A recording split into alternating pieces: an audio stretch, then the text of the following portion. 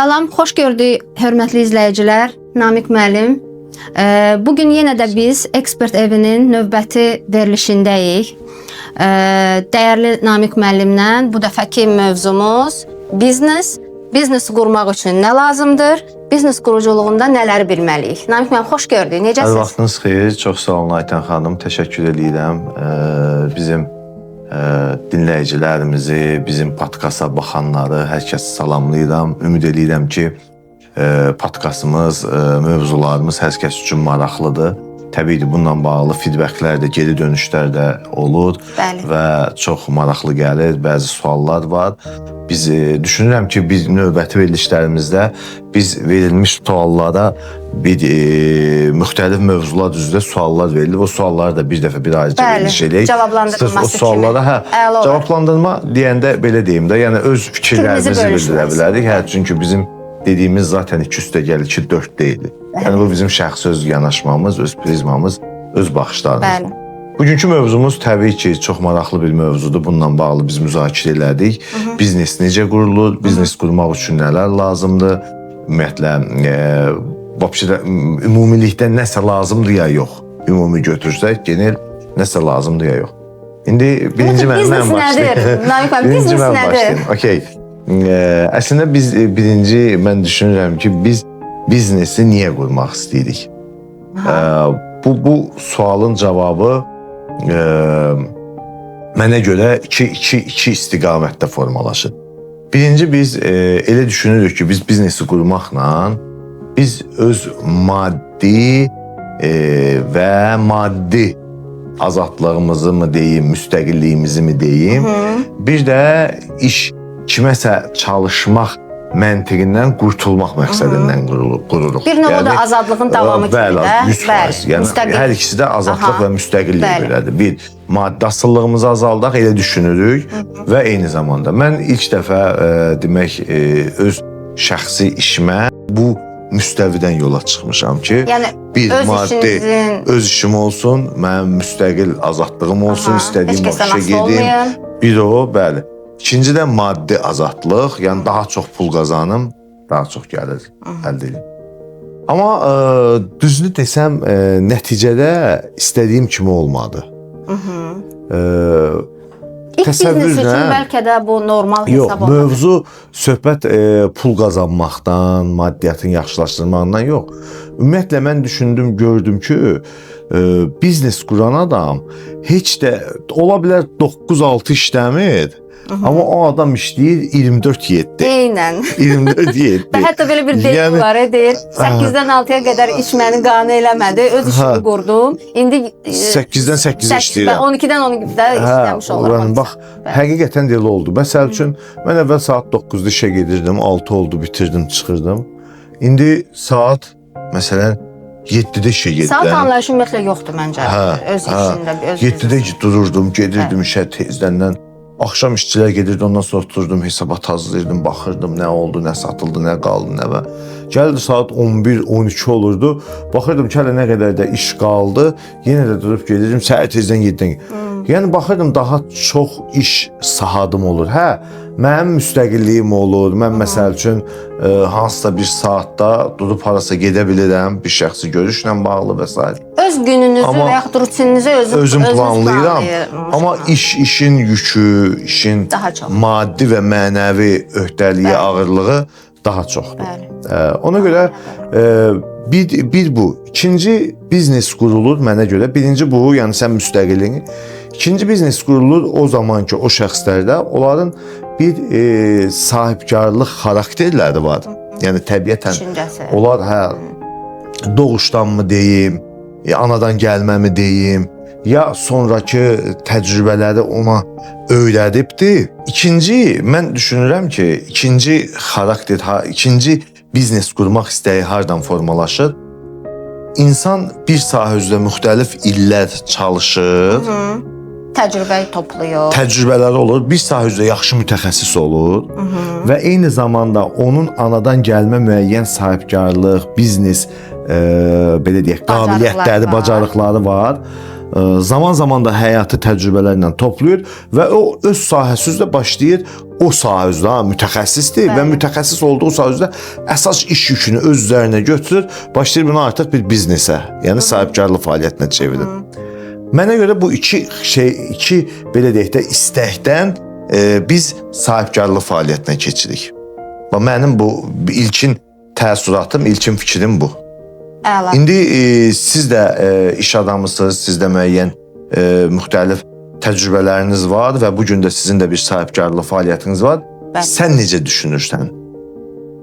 Mən sizin o sadaladığınız həmin o iki xüsusiyyətdən yola çıxaraq onları qəbul edirəm və tam razıyam dediklərinizlə ki, biznes bir azadlıq, biznes qurmaq bir azadlıq istəyi, istəyir maddi, istəyir özünün şəxsi həyatının və s. belə deyək də azadlıq, müstəqillik və o dediyiniz bacarıqlar. Mən düşünürəm ki, biznes qurmaq üçün, ümumiyyətlə biznes qurmaq üçün nə lazımdır bizə və yaxud da biznesi niyə qururuq? O təcrübə gələrkən həmin o təcrübənin faydalı və maddi gəlir gətirən işə çevrilməsi üçün. Bəli. Bir də deyirlər ki, məsələn, biznes üçün birinci ideya lazımdır. Amma ideyanın özünün belə araşdırılması, okey, qəşəng bir ideyam var, nə bilim, bir, nə deyək, paltar mağazası açmaq, geyim mağazası açmaq. Amma mən bu ideyam var, tələbat nəzərə alınmalıdır, düşünürsünüz, düzdürmü Namiq müəllim? Bəli. Bu onun yerləşməsindən belə, yəni o çox qəliz və belə deyək də silsilə proseslərdir ki, bu nəzərə alınmalıdır. İdeya və düşünürəm mən düşünürəm ki, ümumiyyətlə bir insan biznes açmaq istəyərkən, biznes qurmaq istəyərkən ən yaxşı bacardığı işin biznesini qurmalıdır. O sizin dediyiniz artıq ciddi təcrübəm var və mən onu həmin o biznesə çevirmiş oluram. İkincisi sistemlilik məsələsidir ki, o bir mənalı şəkildə ciddi sistemlilik tələb eləyir biznesin qurulması. Budur. Bəli, məsələn, şəxsimizdən danışsaq, uzun illərin müəllimlik təcrübəsi, dövlət, özəl təhsil sahəsində çalışmağımız, daha sonra onu o təcrübələrin öz ideologiyanla, öz prizmanla, yanaşmanla faydalı olmaq adına yenə də birinci olaraq, çünki təhsil biznesi bir qədər o gün danışdığımız kimi də bizneslərdən bir qədər fərqlənir. Onu artıq ötürmək, faydalı olmaq adına, yararlı olmaq adına onu biznesə çevirib, mümkün qədər dediyimiz kimi onu işini qurmaqdır. Düşünürəm. Bu qədər.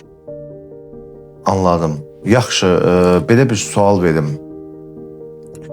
Bir biznes qurulması üçün bizim nələrə ehtiyacımız var? Nələrə ehtiyacımız var? Sizin belə deyək də hər zaman vurğuladığınız məsələ təbii ki, maliyyə büdcəsinin olmasıdır, büdcənin olması. İdeyanın, mən düşünürəm, ideyam var, iş qurmaq istəyirəm. Daha sonra nə lazım olur bizə? Büdcə, maliyyə, okey. Strategiya, həmin o ideyanın həyata keçirilməsi üçün strategiya, daha sonra təbii ki, o strategiyanın içində bəlkə də gedər o bazar araşdırması. Ola bilər. Sonra komanda quruculuğu önəmli məsələlərdən biridir, insan resursları və ciddi gecəsi gündüzü olmadan çalışmaq. Dediyimiz o 7-24. Deməli, bax, mən bir şey deyim. Menecmentdə bir biznesin idarə olunması üçün vacib olan 4 resurs sayır. Yəni, biz bir biznesi qurmaq üçün bu 4 resurs mütləq olmalıdır. Birinci bu olmalıdırmı, ikinci bu olmalıdır, belə bir bölgü yoxdur. Yoxdur. Hər biri özünə görə bərabər hüquqludur. Amma bu 4 resurs olmalıdır. Birinci, ümumiyyətlə, buna deyirlər informasiya resursu. İnformasiya resursu, bax, sizin dediyiniz o bütün strategiyadır, vizyondur, ideyadır, araşdırmadır, müəyyən eləmədir, tədqiqatdır və s. Hansı ki, bütün A-dan Z-yə nəticə çıxardırsan və əlində informasiya olur ki, burada bu məhsulu biz istehsal etsək yaxşımı olar, pismi olar? Bu xidməti göstərsək yaxşımı olar, pismi olar? Bax, bunların hamısı aiddir informasiya. İnformasiya resursu olmasa biz heç bir halda düzgün qərar verə bilmərik. Çünki mənim əlimdə düşünün ki, mən bəlli bir nöqtəni görürəm, amma bəlli nöqtədən sonra mənə informasiya yoxdur. Ona görə informasiya nə qədər çox olsa yaxşı. İkinci, deyir ki, bizim olmalıdır fiziki resurslarımız.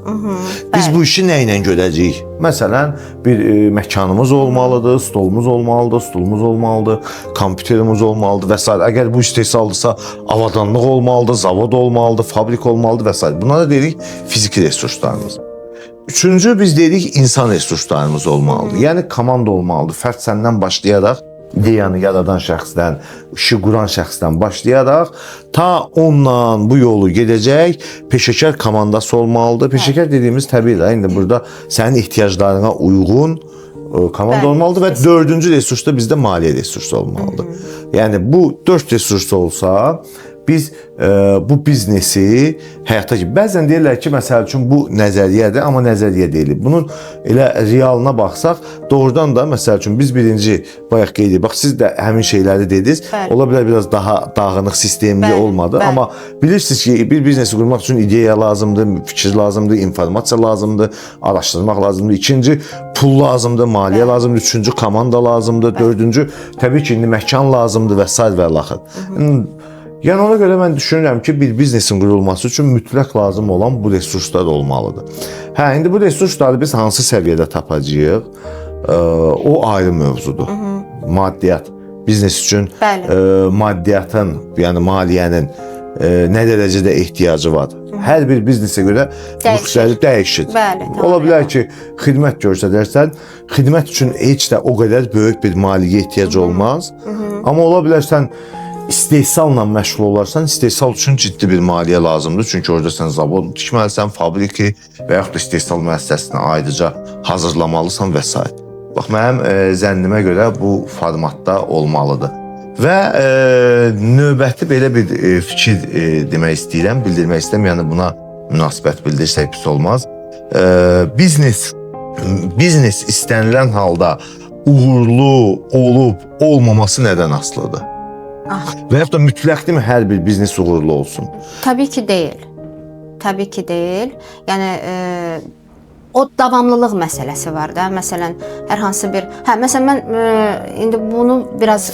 Davamlılıq dedin, elə bax, bir dənə də sual çıxar. Bir biznes hansı ana kimi, hansı dövrə kimi, hansı zamana kimi davam etməlidir? Əgər sənə deyək ki, əvvəl zərərdir və s. və laxır. Yəni bir biznes müəyyən qədər bir zərərlə işləyirsə, hansı dönəmə kimi biz indi davamlılıq dedim, biz davam etməliyik. Məsələn, ola bilər ki, sən 3 il davam eləyərsən, 4-cü ildən biznes mənfəətə çıxar. Ola bilər 5 aydan sonra çıxar. Bu profilə görə dəyişmir, o biznesin növlərinə görə dəyişmir. Mən düşünürəm, dəyişir. Yəni? Dəyişə bilər. İndi biz öz biznesimiz tərəfdən baxsaq, tutaq ki, təhsil biznesi tərəfdən baxsaq məsələyə, yəni araşdırmalar, təcrübə və s. göstərir ki, və sıfırdan qurulan, öz brendini yaradan, belə deyək, təhsil sahələrində bu 1-3 il arası dəyişir. 1 il 3 il arası dəyişir. Yəni 3 il o davamlılığı 3 il sürdürməlisən kimi bir iddia var. Yəni 3 il ərzində sən ziyan da olsan, davam eləməlisən. Bəli, mənim şəxsi düşüncəmdə də budur ki, ziyan 3 il müddətində ziyanı hardasa belə deyək də davam eləmək olar, ziyana getməyi. Amma 3 ildən sonra artıq bu yenə də ziyanla olursa, bu artıq biznesi sual altına qoya bilər. Ki, bu 1 illə də 3 il müddətində istənilən halda hər il istəyir hesabatlılıq, istəyir maliyyə hesabatlılığı, istəyir biznesin özünün, istəyir işin ideoloji tərəfindən tutmuş hər bir aspektindən bu, necə deyim, hesabatlılıq olmalıdır da, strategiyalar dəyişməlidir lazım gələrsə.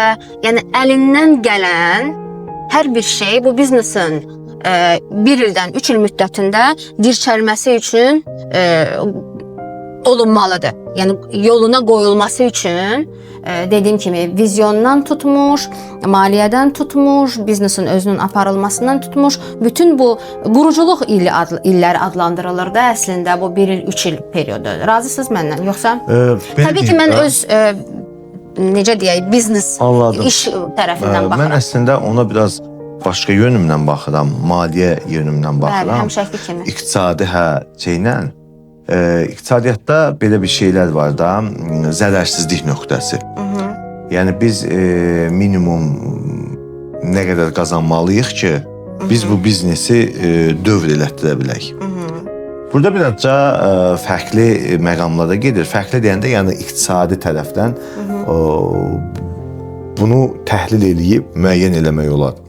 Siz biznesinizi biznes uğurlu olub olmamağından asılı olmayaq. Yəni uğursuz olsa, belə götürsək konkret olaraq, biznes illərlə də zərərdədir, bizə gəlir mənfəət daha doğrusu gətirmir, əksinə zərərə çıxır.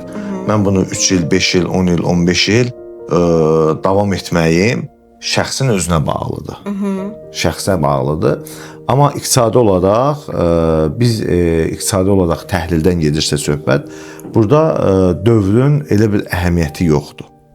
Yəni biz deyə bilərik ki, bunu sən 6 aya da bağlaya bilərsən, sən bunu 6 ilə də bağlaya bilərsən. Önəmli olan nədir? Önəmli olan odur ki, səndə yaranan zərərlər nədən formalaşır? Bu çox önəmlidir ki, biz zərərimizi nədən götürürük, nədən edirik? Baxın, onun analizi olmalıdır. Bax, necə olmalıdır? Mən sizə deyim, yüngül bir misal üzərində deyəcəm, tam anlaşılacaq fikrimdə. Məsələn, deyək ki, sizin məkanın icazə haqqı var. Sən bu icazə haqqını hər ay verməlisən. Sizin məkanda işləyən müəllimlərin əmək haqqısı var. Bax, sən əmək haqqını, müəllimlərin əmək haqqını hesablayırsan ki, mən hər dərsə bu müəllimə 50 manat pul verəcəm, şərt olaraq 50 manat ödəniş eləyəcəm.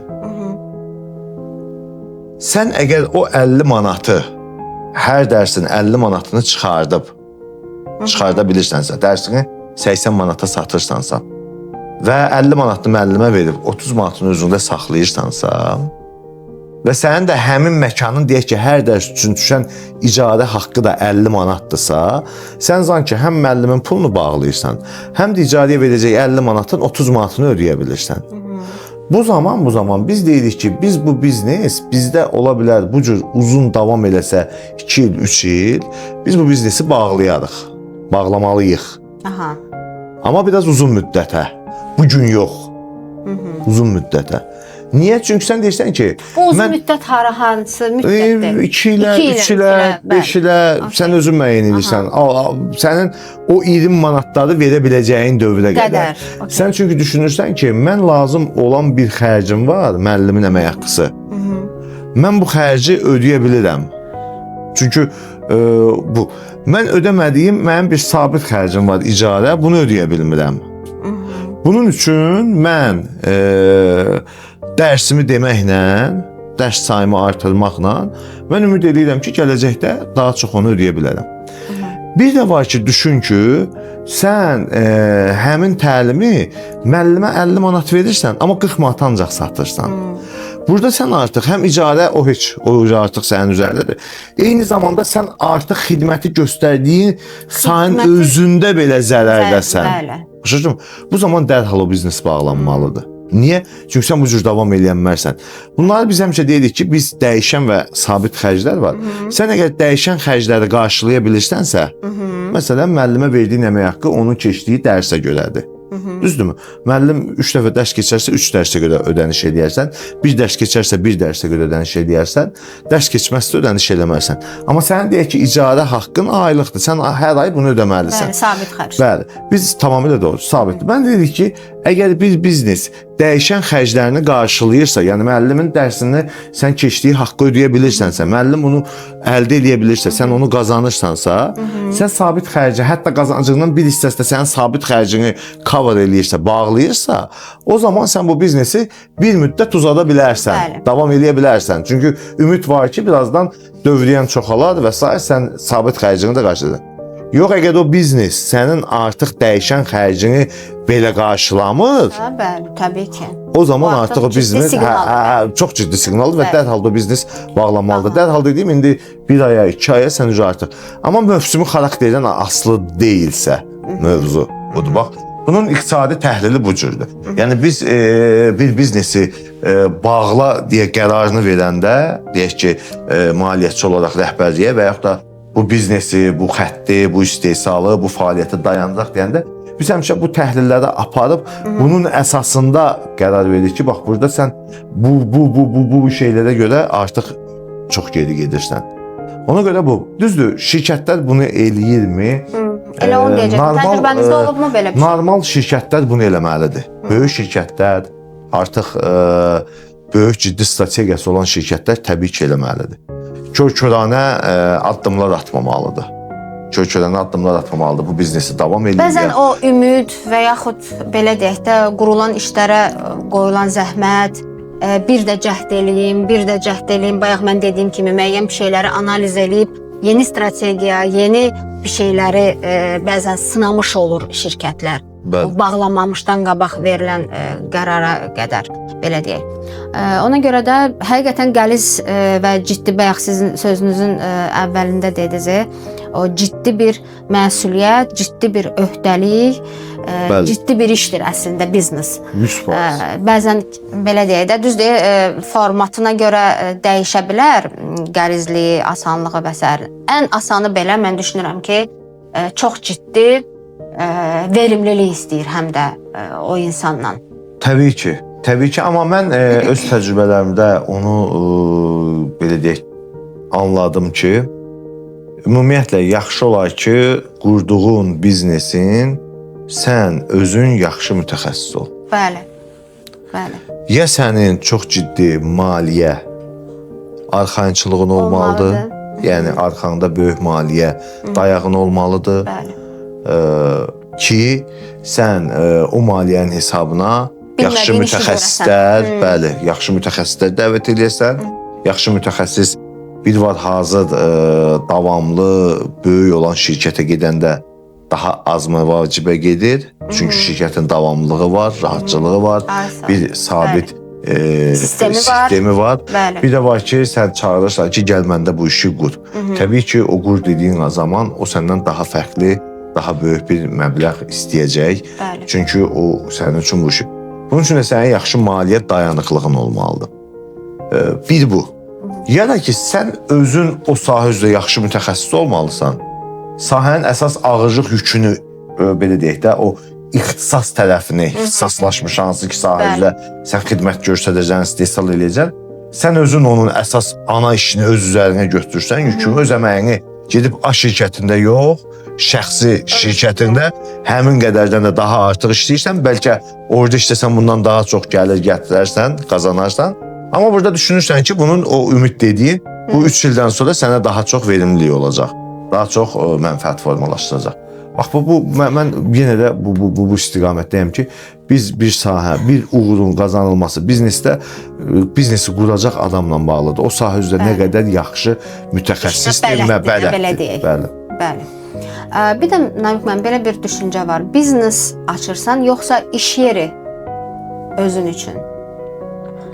Bundan bağlı nə deyə bilərsiniz? Ha, bu olar elə hər ikisi də. Yəni birinci bayaq dediyim kimi iş müəyyən bir səviyyə qurulana kimi iş yeri açıram. Daha sonra artıq bu çevrilir biznesə, yəni artıq özünü idarə eləyirsə, özünü belə deyək də, məndən də çox asılı deyilsə, sistem üzrə idarə eləyirsə, o zaman olur artıq iş yeri. Mənə görə məsəl üçün məndən asılı olduğu hala kimi iş yerindən başqa bir şey deyil. Bu sizdən asılılığı, belə deyək də, və yaxud da məndən asılılığı, biznesin həmin şəxsdən, sahibkardan asılılığı sizcə bu, necə deyim, ömür boyu davam eləmirmi?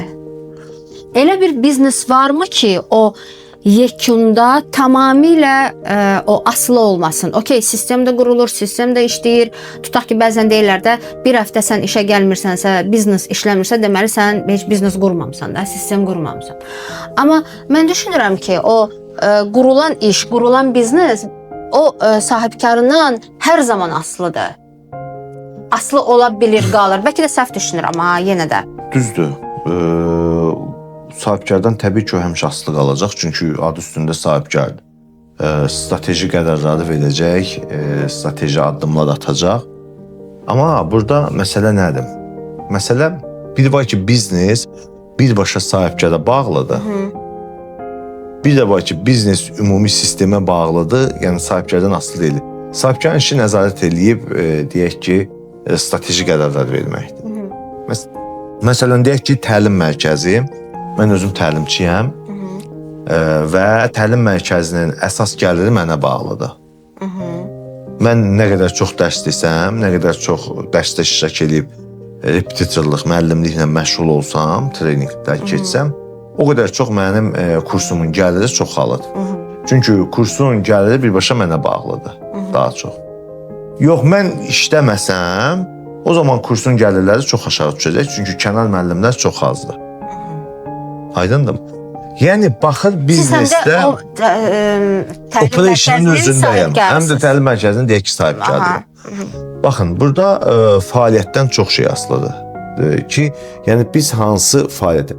Bu, xidmət sferalarında 90% bu formatda olur. Çünki xidməti yaradan birinci özü o sahə üzrə müəyyən mütəxəssis olur və əsas ana yük onun üzərində olur. Bir müddətdən sonra bunun bazardakı mövqeyi, bazardakı reputasiyası, adı o qədər yüksək olar ki, artıq bu belə deyək də, brendləşmə deyək, markalaşma deyək, fərdə yox, şirkətə aid olar. Məsələn, yaxşı təlim mərkəzləri var. Məsələn, yaxşı deyəndə, yəni tanınmış təlim mərkəzləri var. Orada düzdür, ada görə gedilir. Amma bir çox hallarda görürsən ki, o təlim mərkəzlərini quran şəxslər əvvəl özləri o sahənin üzərində olub. Onların biznesi daha yaxşı belə gedib. Niyə görə? Çünki hər kəs ona görə gəlib. İndi özləri kənara çəkiləndə o artıq başlayıb geriləməyə getməyə. Nə qədər istəsə də geriləməyə gedib. Ona görə biraz cavab burada məqamı. Amma indi elə bir sahə ola bilər ki, deyək ki, olsun satış və yaxud da ki, olsun istehsal. Burada təbii ki, sahibkar əvvəl özü müəyyən işlərdə iştirak eləyə bilər. Deyək ki, istehsalçıdır. Məsələn, şərti olaraq deyirəm, hansısa bir mühəndisdir, yaxşı. Birinci o sahə üzrə deyək ki, istehsala fəaliyyətdən başlasa, onun bütün mühəndislik işlərini özü görəcək. Bir müddətdən sonra artıq normal şirkət məhsulunu bazarda mövqesini tutandan sonra bazar payını qismən lazım olan qədər tutduqdan sonra bu artıq kənara çəkilib rəhbərlik, ümumi rəhbərlik eləyə bilər, ümumi nəzarət eləyə bilər. Normal bir mühəndis gətirə bilər və özü nəzarət edib işi davam etdirə bilər.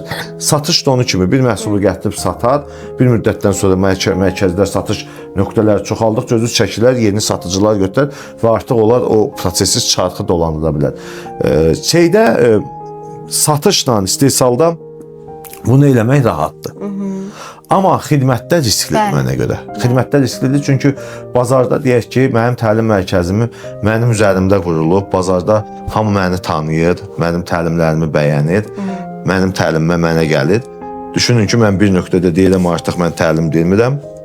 X bir şəxs gələcək və o təlim deyəcək, %100 o effekti verməyəcək. Tələbə gələcək, deyək ki, mənim öz kursuma 10 nəfər gəlməli idisə, o təlimə, məsələn, kursa 5 nəfər yazılacaq, qeydiyyata düşəcək və yaxud da 10 nəfər düşüb 5-i çıxacaq ki, yox da bizi qane eləmədi. Biz Namiq müəllim. O olur, xidmətdə elədir. Mən elə düşünürəm. Amma elə sahələr var ki, orada elə deyil, səndən asılı deyil. Mən belə düşünürəm. Sən necə düşünürsən? Mən də belə düşünürəm. Belə deyək də, xidmət sahəsi, ümumiyyətlə biz öz sahəmizdən danışsaq, belə deyək də, o bayaq dediyiniz brendləşmə, xidmətin şəxs üzərində qurulması da önəmli məsələlərdir. Ümumiyyətlə, təhsildə biz onu daha çox görürük də. O təhsil biraz güvən istəyən sahədir. Bəli, mütləq. bəzən yəqin ki siz də buna şahid olmusunuz ki, dostlar, tanışlar hansı məktəb yaxşıdır, hansı müəllim yaxşıdır, Tövsiyə ilə gedən hansı bağça yaxşıdır. Tutaq ki, indi bizdə bağçadır, müəyyən məsələn üçün ümumiyyətlə bağça sahəsi elə bir sahədir ki, konkret güvən istəyir, valideynlərin ciddi güvənini istəyir və tutaq ki, Aytən xanım X şəxs üzərinə ona güvənirəmsə, onun sisteminə də güvənmiş oluram. O baxımdan dediyiniz məqamlar həqiqətən də çox önəmlidir biznesin quruculuğunda. Amma mən yenə də qayıtsaq əvvələ biznes iş qurmaq. Bəzən biznes zaten iş sözünün sinonimidir ki, iş qurmağı bir düşünürsə bir insan maksimum ən yaxşı bacardığı işin biznesini qurmalıdır. Bəli. Mütəxəssis olaraq. Məsələn, mən müəlliməm, mən gedib klinika açım, səhiyyə sahəsinə girişim, nə dərəcədə mən orada uğurlu ola bilərəm. Və yaxud nə bilim, bayaq dediyimiz o satış, düz deyin, xidmət də bir növ satışdır. Bizim göstərdiyimiz, qurduğumuz biznes, iş zaten xidmətdir. Amma satış deyil də, bunun əslində izahını yəni fiziki məhsulu yoxdur, onu demək istəyirsə. Xidmət satmaq mal satmaqdan çox çətindir. Bəli. Çünki bir var sən fiziki bir məhsulu satırsan, insan baxacaq, xoşu gələcək, alacaq, dadacaq, toxunacaq, hiss eləyəcək və o da artıq alışın bir 50%-ni təşkil edən fiziki təmasdır. Amma xidmətdə fiziki forma yoxdur. Xidmət satmaq, məhsul satmaqdan 2 dəfə çətindir. Düşün ki, sən olmayan bir şeyi satmalısan və ona elə bir güvən ötürməlisən ki, o olmayan bir şeyi görüb almalıdır. Bəli. Ona görə xidməti satmaq çətindir. Eynən. Amma məsələ nədir? Xidməti alan adam o xidməti səndən aldısa, onu belə deyək, tam qane elədisə, o sənin davamlı loyal müştərin olacaq. Uzun müddətli. Hə, uzun müddətli. Amma məhsul elə deyil, çünki ona alternativ daha belə deyək də sərfəli bir təqdim olunan məhsul ola bilər. O avtomatik olaraq dəyişəcək fikrini o alıcı ilə də işləyə bilər. Amma xidmətdə də elədir məncə Namiq müəllim. Xidmətdə məncə o qədər də elə deyil. Xidmətdə belədir də. Məsəl üçün siz bayaq dediyiniz kimi də sən hansı məktəbi tövsiyə eləyirsən, sən güvəndiyin məktəbi tövsiyə eləyirsən, düzmü? Hə. Amma məsəl üçün malda elə deyil, malda məsəl üçün hansı məhsul tövsiyə eləyirsən deyil, amma yenə də adam gedir bir alternativlərinə də baxır. Ola bilər onun dediyi var, amma alternativ başqa biri onun ağlına, onun istəklərinə, onun tələblərinə daha uyğun gəlir, bu alternativi də seçir. Amma xidmətdə çox vaxtı biz daha çox tövsiyə axtarırıq. Hansı müəllimə gedək, hansı həkimə gedək, hansı nə bilim xidməti istifadə edir. O dediyiniz uzun müddətli olur amma dediyiniz bu xidmət daha uzun müddətli müştərini də belə deyə adlandıra biliriksə saxlamış olur. Amma o əvvəldə də bir uzun müddətli həmin o müştəri uzun müddətli səni müşahidə eləyir, araşdırır. Hər nə qədər Aytən xanım desə ki, bu məktəb yaxşıdır, bu bağça yaxşıdır. İstənilən halda təbii araşdırır. Ona görə deyirəm, xidməti satmaq daha çətindir. Amma mal alan uzaqbaşı bir dəfə deyəcək, Aytən deyib yaxşıdır, alım, xoşuma gəlməyəcək, gələn dəfə alım. Olur bəzən həqiqətən həyatda bunu yaşayırıq ki, filan təriflədi, aldım, amma heç xoşuma gəlmədi. Məni qane eləmə, tətbiq eləmədi. Növbəti dəfə biz onu almırıq. Amma xidmət elə deyil. Xidmət, indi biz xidmətdə, belə deyim də, xidmət deyəndə əslində xidmətin özünün də bir, belə deyək də, fərqli məqamları var. Elə bir xidmət var ki, təbii ki də bizim xidmətdə tələbədir, gəldi, bir ay gəlir, 2-ci ay. Məsələn, onu hansısa bir formada qane eləmirsə, çıxır gedir. Növbəti aylarda kursda davam eləmir, növbəti aylarda bağçaya gəlmir və s. Ona görə biz çalışırıq ki, davamlı şəkildə xidmətimizi daha keyfiyyətli verək. Eynən. Daha keyfiyyətli eləyək.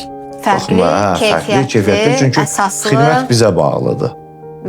Bizim ora ötürəcəyimizdən, bizim verəcəyimizdən. Belə, məncə düşünürəm ki, balaca da olsa bir bizneslə bağlı bəli, təcrübələrinizi bölüşə bilərik. İndi nə deyirsiniz Namiq müəllim? Biznes quraq yoxsa ki Mən deyirəm ki, bir yaxşı iş olsun. İmza çəkək, maaşımızı alaq. 9-dan 6-ya işlə, maaşını al. Biznes insanı yorur. Yəni nə qədər də olmasa biznes insanı çox yorur. Çünki onun bütün stresi, məsuliyyəti... O belə gözəl yorğunluq deyil, o nəticəni görürsən. Mən düşünmürəm elə. Düşünmürəm elə. Düzdür, müstəqilliyin var, azadlığın var, sərbəstliyin var, istədiyin vaxt gəlirsən belə podkast çəkirsən. Amma belə deyək də, bir yerdə işləmək də pis deyil. Yəni sonda biz bəzi şeylər var, bəzi mövzular var, biz növbəti podkastda danışa bilərik. Ümumiyyətlə iş yerinin dəyişməyi ilə bağlı, iş yerindən biznesə keçid hansı proses üzərindən olmalıdır. Biz indi burada biznesdən danışırıq, amma bir də var ki, mən bir yerdə işləyirəm, mən öz biznesimi qurum ya qurmayım. Bu da ayrı bir mövzudur. Bu da ayrı bir mövzudur. Hə, o sualların cavabları veriləndən sonra bizim bugünkü mövzunun davamı gedə bilər. Hə. Biz çünki burada artıq bir biznesin qurulacaq prosesindən danışırıq. Bir də var ki, mən o biznesə keçid eləmə prosesindən danışacağam. Orada müxtəlif məqamlar var. Bəlkə də məsəl üçün mən bir yerdə işləsəm daha çox qazana bilərəm, nəinki öz biznesimdə. Yəni ona görə belə düşün ki, sən həm oradan qazanmırsan, həm buradan xərcləyirsən. Bu insana o formada çox yorulur məsələn. Sən bir var ki, məsələn, sən burada işləsəydin, orada maaş alacaqdın da, düzdürmü? Bəli. İndi düşün ki, o maaşı da almırsan, bu sənin görünməyən bir şeyin. Heç bir halda maddi motivasiyam yoxdur, sizin dediyiniz. Bu tərəfdən də sən xərc çəkirsən. Demək, sənin xərcin təkcə faktiki görünən xərclərlə yanaşı, görünməyən tərəfləri də var. Hansı ki, biz ona görünməz xərclər dedik. Mən işləsəydim bunu qazanardım, indi o da yoxdur, o da bu xərcin üzərinə gəlməlidir. Bu toplananda görürsən ki, sən sonda 1000 manat yox, deyək ki, 2000 manat xərcləyirsən. Niyə? Çünki 1000 manat qazancını da itirmirsən. Yəni, bax, belə məqamlar var keçid prosesində. Ona görə düşünürəm ki, əgər yaxşı, belə deyək də, biznes qurmaq üçün yaxşı, özünün biraz yaxşı olar ki, maddi asıllığın az olsun. Yəni, maddi imkanların yaxşı olsun. Maddi, imkanların yaxşı olsun və öhdəliklərin az olsun. Maddi öhdəliyin az olsun. Maddi öhdəliyin az olsun, maddi imkanların... Çünki o öhdəlikləri də ödəməlisən, üstəlik biznesinə də pul yatırmalısan. Ona görə təməlində onda deməklə çıxır ki, yaxşı pul qazanmalısan ki, sənin yaxşı maddi imkanların olmalıdır. Ya da ki, atadan, babadan bir yaxşı miras gəlir, nöqtəsi, mənbəsi qalmalıdır. Mən belə deyim də, biraz ayrı səmtlərə gedir mövzular. Çox az olan insanlar var, onlar belə deyək də, vaxtında normal bizneslər qurub. Çoxsunun biznesin qurulmasının kökü gedib ancaq maddiyyata. Yaxşı imkanlar olub, maddi imkanlar olub və yaxud da biznesi qurmaq üçün münbit şəraitləri olub, yerində də qurulub və çox qısa zamana o mənfəətə çıxıbdır. Bəli, və yaxud da ki, bu tərəfdən baxsaq ki, qəşəng maddiyyat var, biznes quruldu. İndi onun genişlənməsi üçün, daha böyük imkanlar əldə edilməsi üçün tutaq ki, maddi resurs, yenə də pul lazımdır, arxası gəlmir. Məsələsi də var. Odur, təbii ki. Ona görə mövzu çoxdur da, yəni bununla bağlı. Siz tövsiyə edirsiniz ki... Mən tövsiyə edirəm ki, normal elə bir yaxşı bir iş tapsınlar, hazır bir işdir, işləsin də, maaşını alsın da, neyinidir, biznesmen olub, neyniyəcək. Olandan sonra düşünəcək ki, naxaq bu işə girdim. Elə deyirsiniz. Zarafat edirəm təbii ki. O zaman görsədən bir şeydir. Əslində məntiqi düşünmə təbii ki, bir insan ciddi bir qərar verir. Çünki bəzən o biznesi açanda belə onun geri dönüşümləri çox çətin olur. O bağlamaq hissəsini bayaq da dedik. Yəni onun geri qayıdılması, çıxmaq həqiqətən bəlkə də çıxmaq qurmaqdan qat-qat çətin bir prosesdir. Bunun bəli, istəyir maddi, istəyir mənəvi, istəyir psixoloji tərəfləri də yəqin ki var. Mənim özümün əvvəl balaca bir biznesimiz var idi. Məsələn, oradan çıxmaq hardasa il yarım 2 ilmi apardı. Hətta il yarım 2 ilmi apardı. Bu hələ kiçik biznes. Hələ bir kiçik balaca bir biznes idi. Prosta çıxanmırdın. Çünki deyək ki, borclar var idi, alacaqlar var idi, verəcəklər var idi. Tamamlanması ol.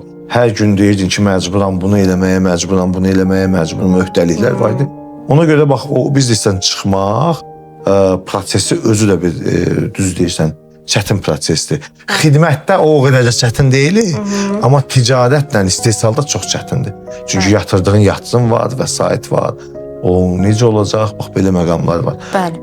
100% çıxmaq da o biznesə girmək qədər bir çətinlik prosesləri var. Bəli. Belə Aytan xanım, mənim təxmini bu aşağı-yuxarı fikirlərim budur. Sizin də fikirləriniz məlum oldu.